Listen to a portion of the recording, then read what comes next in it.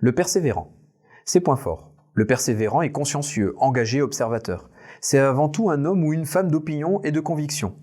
Il va au bout de ses projets et vous pouvez compter sur ses engagements et sa parole. Ils sont capables de défendre leur point de vue avec force et ténacité. Les comportements. Il s'habille selon les normes et parfois pour montrer ses engagements.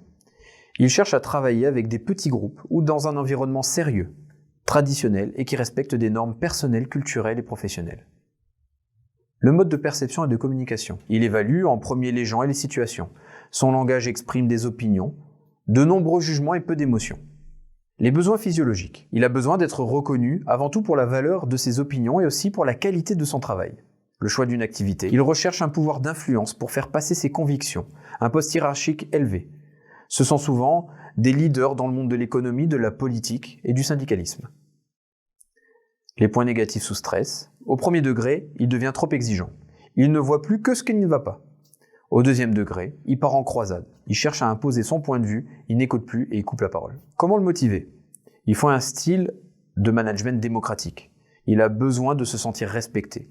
Il faut aller dans l'échange d'opinions et lui demander son avis. Comment communiquer avec lui? Il faut l'écouter, le questionner sur la façon dont il voit les choses, lui proposer de lui donner des conseils s'il le demande, demander son avis. Sa question existentielle est « Suis-je digne de confiance ?» Le promoteur.